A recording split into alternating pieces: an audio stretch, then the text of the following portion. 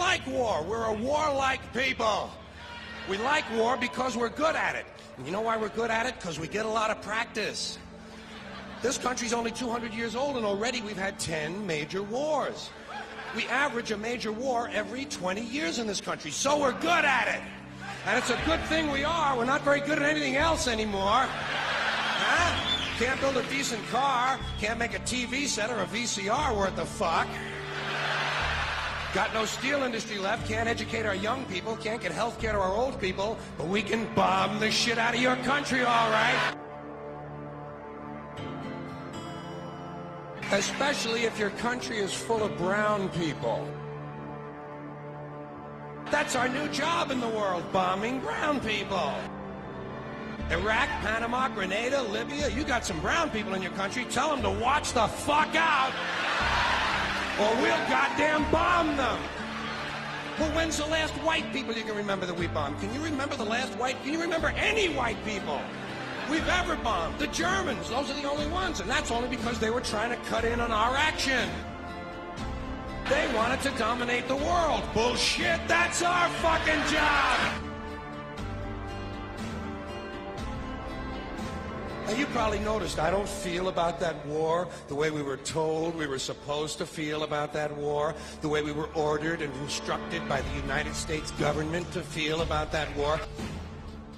My mind doesn't work that way. I got this real moron thing I do. It's called thinking. And I'm not a very good American because I like to form my own opinions. I don't just roll over when I'm told to.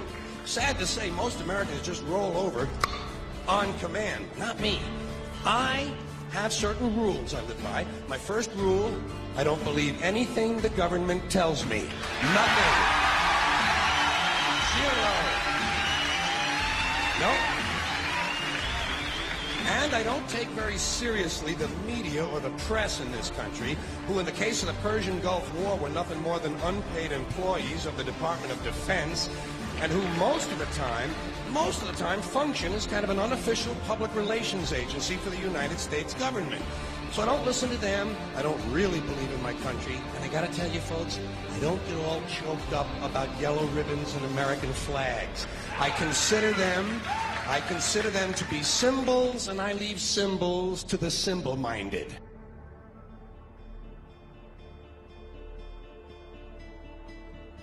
I'm talking about the fact that a war is rich old men protecting their property by sending middle-class and lower-class young men off to die. Forget these foolish elections. The owners of this country don't care about the poor in general. The owners of this country? What are we going? What, is this Karl Marx talking to me? The owners of this country are the voters of this country. You're wrong about that, my friend. Aren't the owners of this country the voters in this country who elected George Carlin? Not. Listen, politics, these elections are a charade. It is a charade. Okay. It is, they are meant to... Well, I'll tell you, just listen for a minute. Learn a little something.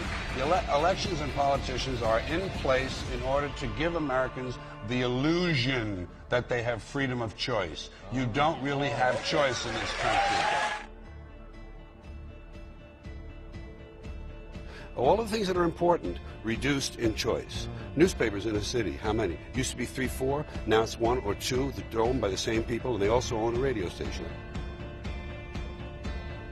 Give these people a voting day every year so that they'll have the illusion of meaningless choice. Meaningless choice, that we go like slaves and say, "Oh, I voted." The limits of debate in this country are established before the debate even begins, and everyone else is marginalized or made to seem either to be communists or some sort of disloyal person. A kook, there's a word, and now it's conspiracy. See, they've made that something that should not be even entertained for a minute, that powerful people might get together and have a plan. Doesn't happen. You're a kook. You're a conspiracy buff. A conspiracy buff.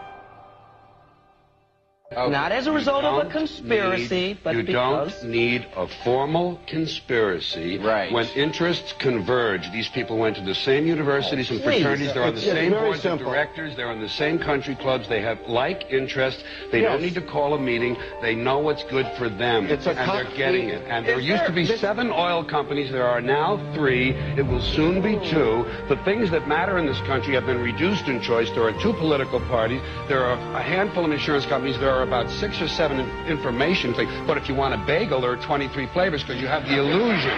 You have the illusion of choice. Right. You don't get the real important choice. There's no freedom of choice. That's a great point.